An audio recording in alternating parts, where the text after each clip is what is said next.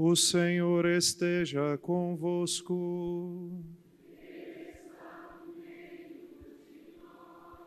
Proclamação do Evangelho de Jesus Cristo segundo Mateus.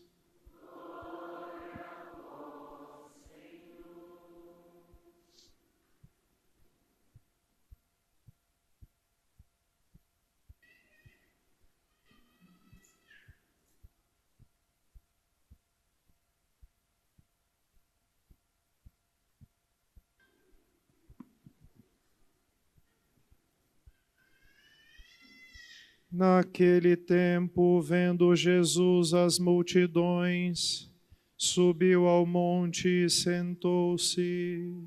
Os discípulos aproximaram-se e Jesus começou a ensiná-los. Bem-aventurados os pobres em espírito, porque deles é o reino dos céus. Bem-aventurados os aflitos, porque serão consolados. Bem-aventurados os mansos, porque possuirão a terra. Bem-aventurados os que têm fome e sede de justiça, porque serão saciados. Bem-aventurados os misericordiosos, porque alcançarão misericórdia. Bem-aventurados os puros de coração, porque verão a Deus. Bem-aventurados os que promovem a paz, porque serão chamados filhos de Deus. Bem-aventurados os que são perseguidos por causa da justiça, porque deles é o reino dos céus.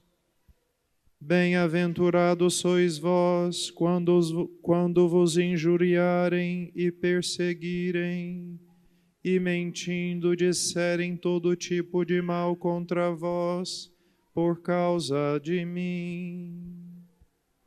Alegrai-vos e exultai, porque será grande a vossa recompensa nos céus.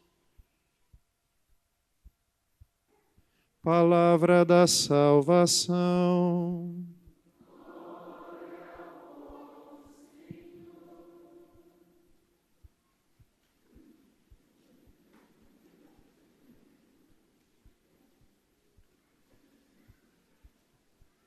Meus caros irmãos, quando nós olhamos para as cidades, os estados, os países, as nações, por causa de diversas razões, pessoas ao longo da história foram consideradas, podemos dizer assim, como se fossem heróis, pelos feitos que realizaram naquele estado, naquela nação, às vezes vencendo uma guerra, às vezes pela importância intelectual ou de alguma atividade caritativa que aquelas pessoas fizeram, elas ocupam esse lugar de honra, podemos dizer assim, do ponto de vista civil. A elas são dadas nomes de praças, são dadas nomes de viadutos, de escolas, de ruas.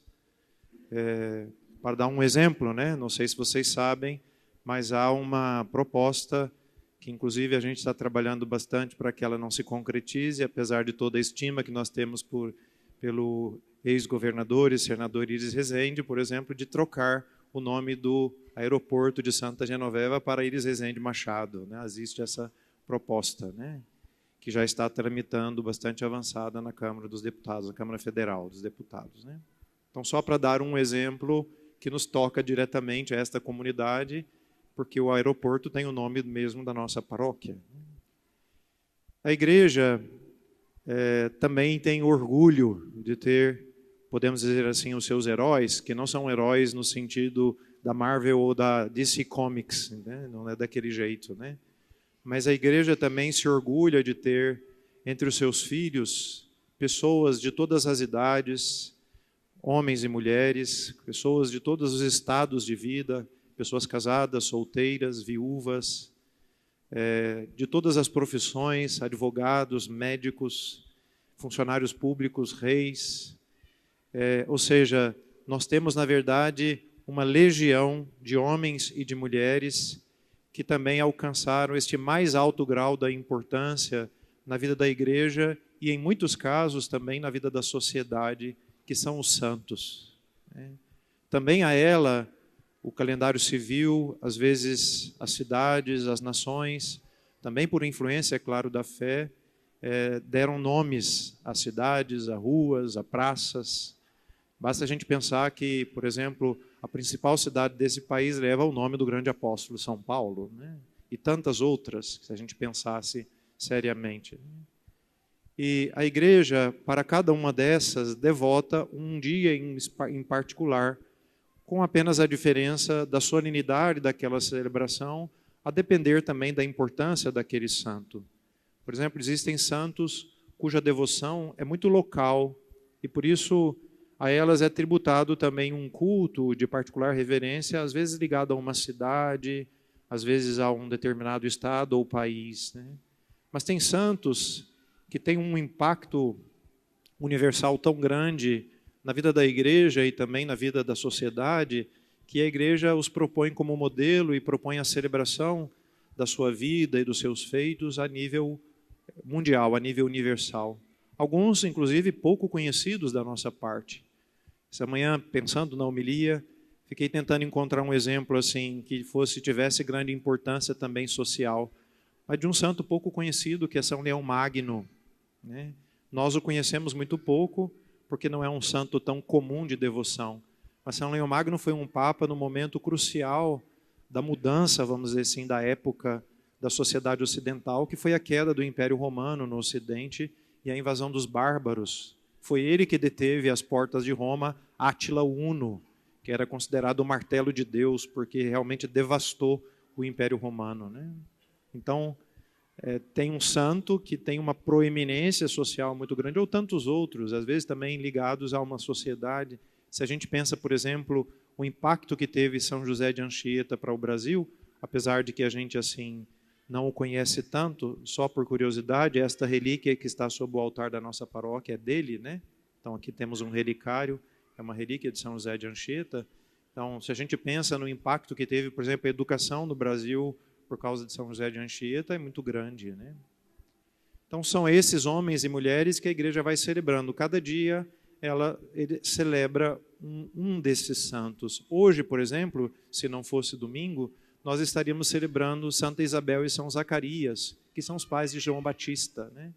Então, todos os dias, praticamente, a gente tem um santo no calendário litúrgico. Se vocês entrarem lá na internet e digitarem lá no Google Martirológio Romano, a Conferência Episcopal Portuguesa dedicou um site só para que a gente saiba cada dia quais são os santos daquele dia. No passado, inclusive, o nome das pessoas eram escolhidas em base ao santo do dia.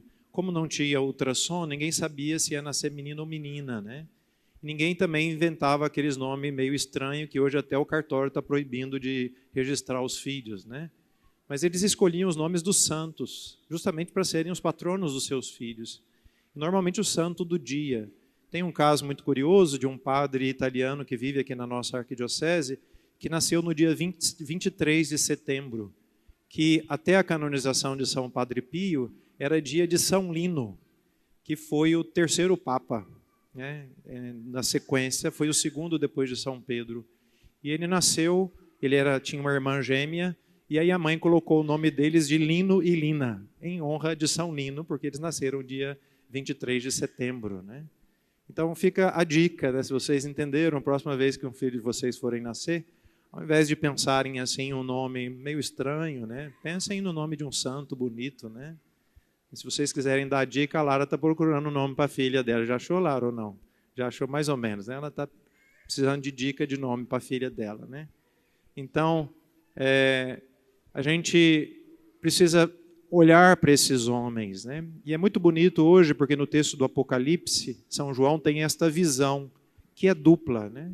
Primeiro, daqueles 144 mil marcados com o selo de Deus, que na verdade é um dos primeiros símbolos. Gente, tem muito barulho.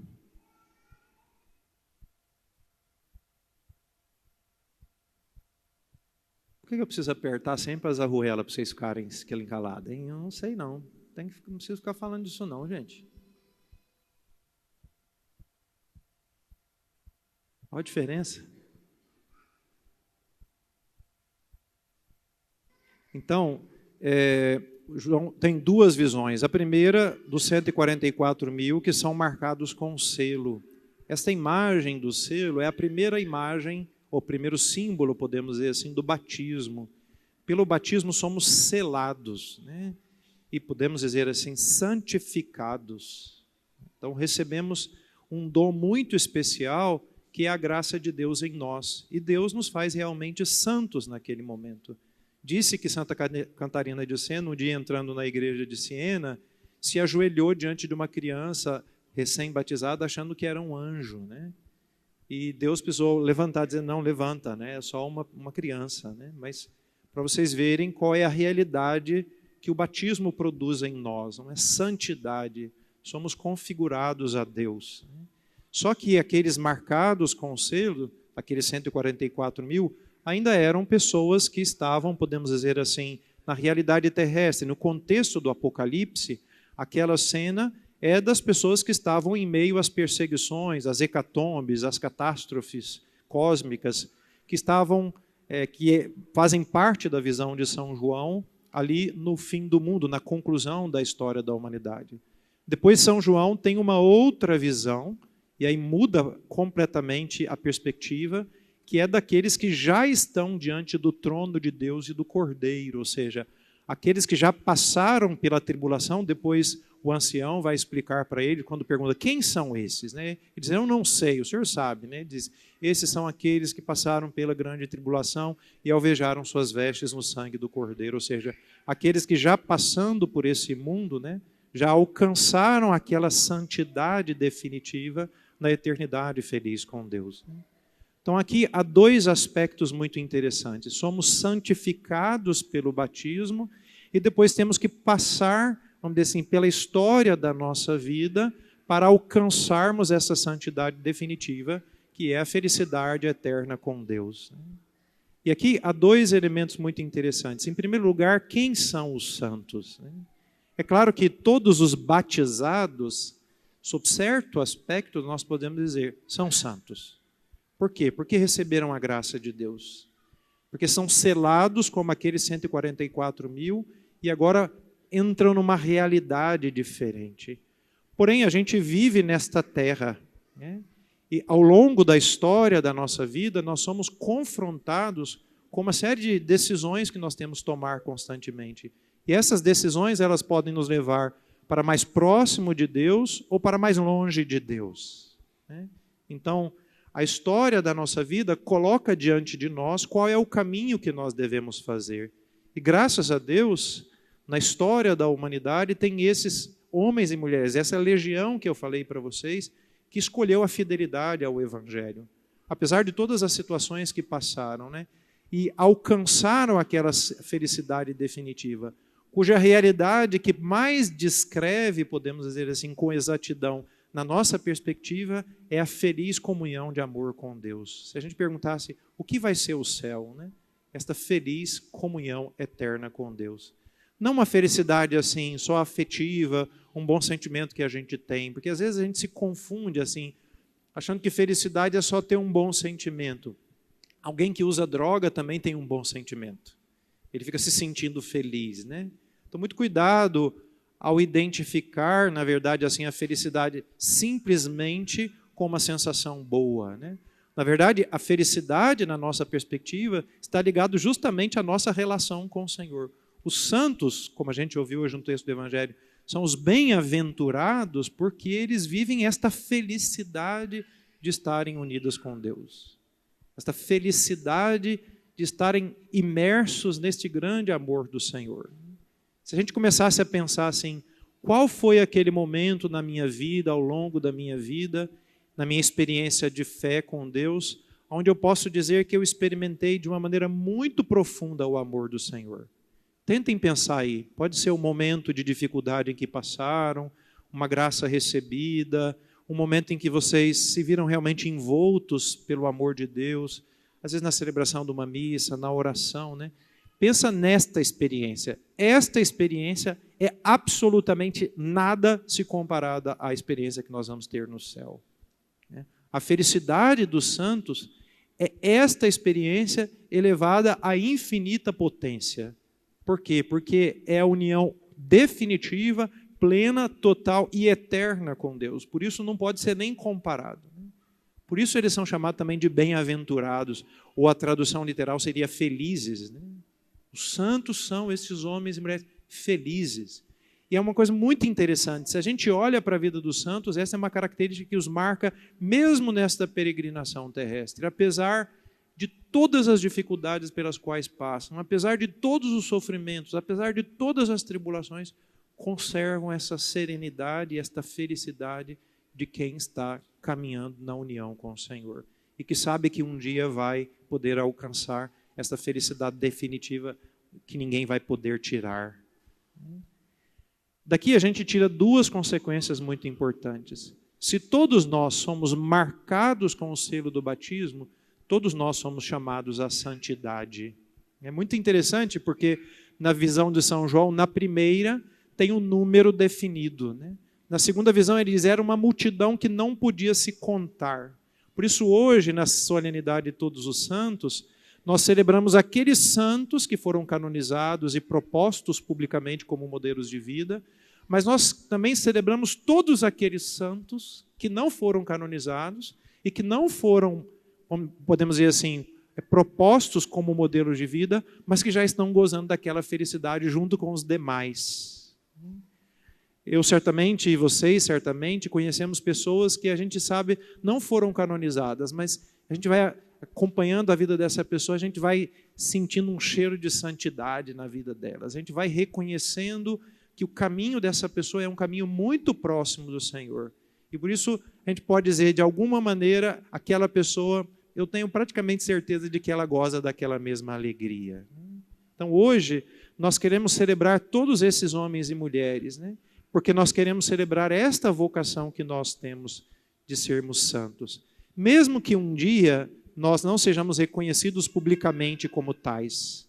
Mas todos nós temos essa vocação. Aquela santidade recebida no batismo, ela tem que ser desenvolvida ao longo da nossa vida para que um dia a gente faça parte daquela multidão.